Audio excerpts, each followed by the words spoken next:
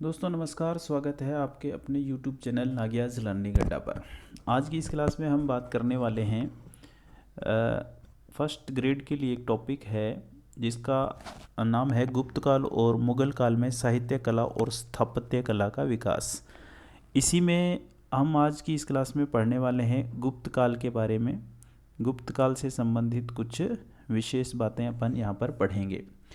यहाँ पर आपको स्क्रीन पर कुछ गुप्त काल से रिलेटेड इम्पोर्टेंट फैक्ट्स दिख रहे होंगे। इन्हीं फैक्ट्स की अपन यहाँ पर आज बात करने वाले हैं। जैसे कि हमारा फर्स्ट फैक्ट है कि गुप्त काल जो था उसके संस्थापक के रूप में किसे जाना जाता है। गुप्त साम्राज्य जो था उसके संस्थापक कौन है। अगर इसके संस्थापक की बात करें तो श्रीगुप्त जो है इस गुप्त साम्राज्य के संस्थापक माने जाते हैं। किंतु इस वंश का जो वास्तविक संस्थापक है उसे चंद्रगुप्त प्रथम को माना जाता है। वास्तविक जो नाम था या वास्तविक जो संस्थापक थे वो थे चंद्रगुप्त प्रथम।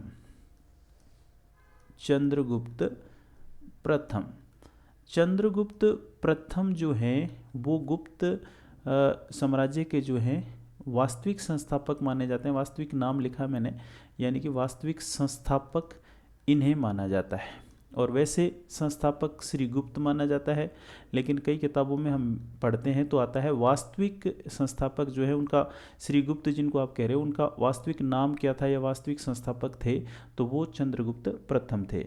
और चंद्रगुप्त प्रथम का समय जो था वो 319 से लेकर 350 ईस्वी 319 से लेकर 350 ईस्वी का समय था। और गुप्त काल की शुरुआत कब से मानी जाती है? गुप्त काल की शुरुआत मानी जाती है 275 से 550 ईस्वी पूर्व, ईसा पूर्व। ठीक है, ये इसके जो है गुप्त काल माना जाता है। 275 से लेके 550 ईसा पूर्व इसको माना जाता है। और चंद्रगुप्त प्रथम जो है इसके वास्तविक संस्थापक माने जाते हैं जिनका काल 319 से 350 ईसा पूर्व माना जाता है। अन्य महत्वपूर्ण शासकों की बात करें तो इसमें समुद्रगुप्त भी आते हैं, ये भी आते हैं इनमें। समुद्रगुप्त ये भी गुप्त साम्राज्य के जो हैं शासक थे। और इनके अलावा चंद्रगुप्त द्वितीय, ये चंद्रगुप्त प्रथम थे, तो इसी तरह चंद्रगुप्त सेकंड भी जो थे वो भी इसके महत्वपूर्ण शासक माने जाते हैं। इसके अलावा कुमारगुप्त जो हैं वो भी शासक माने जाते हैं। कुमारगुप्त ये भी गुप्त साम्राज्य के शासक माने जाते हैं। इसके अलावा स्कंदगुप्त भी हैं, ये भी इस साम्राज्य के शासक माने जाते हैं। तो यहाँ पर अगर हम बात करें कि जो वास्तविक संस्थापक थे जिनका नाम था चंद्रगुप्त प्रथम, ये तो प्रथम इस साम्राज्य के शासक थे। तो अंतिम शासक, यहाँ पर जो हमारा चौथा क्वेश्चन है कि अंतिम शासक कौन थे, तो दोस्तों अंतिम शासक जो थे वो विष्णुगुप्त थे। कौन थे? विष्णुगुप्त। विष्णुगुप्त जो है गुप्त साम्राज्य के अंतिम शासक माने जाते हैं। इनको मैं इधर से लिख रहा हूँ। विष्णुगुप्त अंतिम थे और चंद्रगुप्त प्रथम जो थे प्रथम शासक माने जाते थे। भारतीय इतिहास का स्वर्ण युग किसे कहा जाता है? भारतीय इतिहास का स्वर्ण युग जो है ये गुप्त काल ही था। गुप्त काल को ही भारतीय जो इतिहास का स्वर्ण युग कहा जाता है। लेकिन भारतीय इतिहास की कला और साहित्य के विकास की दृष्टि से इसको हम गुप्त काल को जो है क्या मानते हैं? भारतीय इतिहास का स्वर्ण युग। किसकी दृष्टि से? इतिहास और कला की दृष्टि से, कला और साहित्य की दृष्टि से इतिहास में इस युग को स्वर्ण युग माना जाता है। कला और साहित्य की दृष्टि से, कला और साहित्य की दृष्टि से भारतीय इतिहास का जो स्वर्ण युग है वो गुप्त काल को ही माना जाता है। लेकिन दोस्तों ये जो है भारतीय इतिहास का स्वर्ण युग कला और साहित्य की दृष्टि से गुप्त काल को माना जाता है, ये कथन है किसका? जैसे ये हमारा छठा वाला जो क्वेश्चन है ये है कि क्वेश्चन है, कथन है, जो भी है, ये कथन किसका है? दोस्तों ये कहा था के एम मुंशी ने। के एम मुंशी का ये कथन है कि भारतीय इतिहास का स्वर्ण युग कहा जाता है। कला और साहित्य की दृष्टि से किसे गुप्त काल को कहा जाता है। उसके बाद सातवां हमारा जो हमारे पास प्रश्न है कि मौर्य साम्राज्य के पतन के बाद भारत की राजनीतिक एकता को स्थापित किसने किया था। तो इन गुप्त जो साम्राज्य के शासक थे इन्होंने ही किया था। इसलिए हम कह सकते हैं कि जो मौर्य साम्राज्य है उसका जो पतन हुआ, उसकी जो समाप्ति हुई, तो भारत की राजनीतिक एकता को गुप्तों ने फिर स्थापित किया था। गुप्त काल के जो शासक थे, गुप्त काल के शासक, इन्होंने, हम इसको गुप्त भी कह सकते हैं, गुप्तों ने, हम कह सकते हैं गुप्त काल के जो शासक हैं उन्होंने इस मौर्य साम्राज्य के बाद भारत की राजनीतिक एकता को स्थापित करने का काम किया था। और गुप्त काल में जो कला के प्रसिद्ध केंद्र थे वो कौन थे, तो मैं इनको इधर लिखता हूँ दोस्तों। ये कला के जो प्रसिद्ध केंद्र थे उनमें मथुरा आता है, उनमें बनारस आता है और उनमें पटना आता है। ये जो थे प्रमुख केंद्र थे गुप्त काल में। कला के प्रसिद्ध केंद्र अगर पूछा जाए तो हमारा आंसर होता है मथुरा, बनारस और पटना। ये गुप्त काल में प्रसिद्ध कला के केंद्र माने जाते हैं। उसके बाद है गुप्तकालीन मंदिर की शैली कैसी थी। तो दोस्तों ये शैली जो थी वो नागर शैली थी, यानी कि इस काल में जो मंदिर बने हुए थे वो नागर शैली में बने हुए थे। गुप्तकालीन मंदिर की जो शैली थी वो नागर शैली थी, अर्थात नागर शैली में ये मंदिर बने हुए थे। अगर हम गुप्तकालीन मंदिरों की विशेषताओं की बात करें तो गुप्तकालीन जो मंदिर थे उनमें क्या क्या होता था। उनमें एक मंदिर का आधार होता था, मंदिर की जो थी पीठिका भी होती थी, और इसके अलावा मंदिर में एक गर्भगृह भी होता था। गर्भगृह भी होता था, और इसमें मंदिर में एक सभा मंडप भी हुआ करता था। सभा मंडप ये भी मंदिर में हुआ करता था। मंदिर का एक शिखर भी हुआ करता था जिस पर ध्वजा लगाई जाती थी, और प्रदक्षिणा पथ भी होता था। प्रदक्षिणा पथ, ठीक है, ये भी मंदिर में हुआ करता था। और इसके अलावा द्वार, जो उसका मंदिर का द्वार होता था ना, उस पर गंगा यमुना की मूर्तियां भी हुआ करती थी।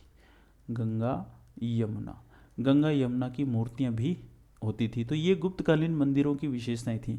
एक आधार होता था, पीठिका होती थी, गर्भगृह होता था, सभा मंडल होता था, शिखर होता था, प्रदक्षिणा पथ होता था, और जो दरवाज़ा होता था मंदिर का, मेन गेट, उस पर गंगा यमुना की जो है मूर्तियां भी होती थी। तो शिखर युक्त मंदिर जो है वो कौन से काल में थे, और या फिर किस युग में इस तरह के जो मंदिर थे।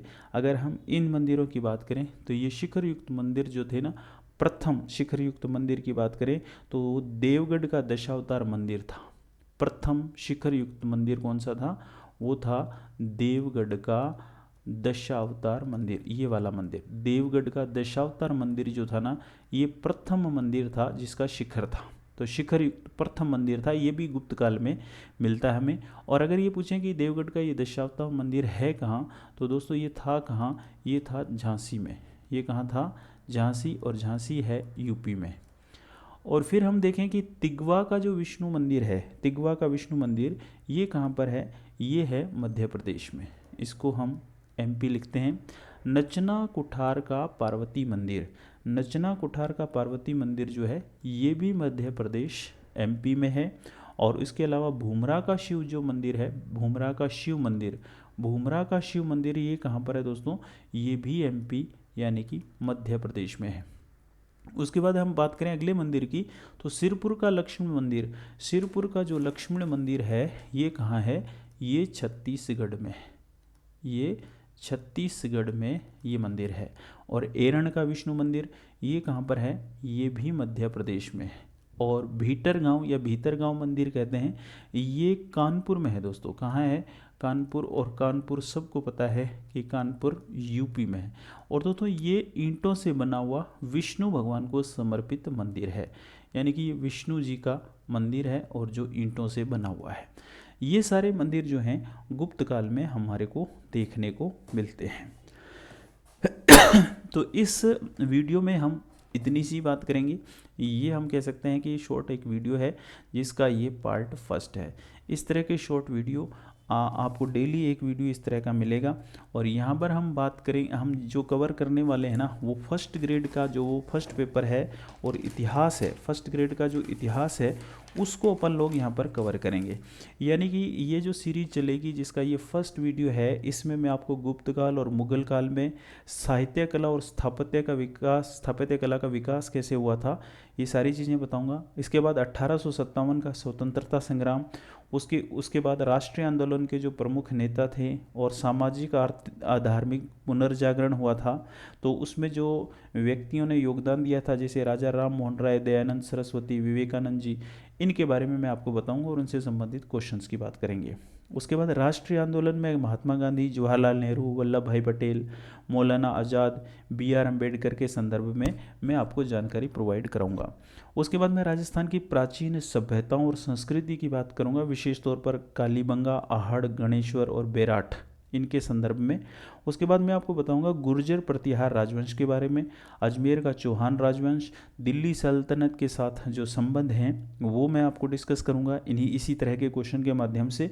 और उसके बाद राजस्थान और मुगल, जिसमें राणा सांगा, महाराणा प्रताप, मान सिंह, चंद्रसेन, राय सिंह, राज सिंह, इनके संबंध में मैं आपको जानकारी प्रोवाइड करूंगा।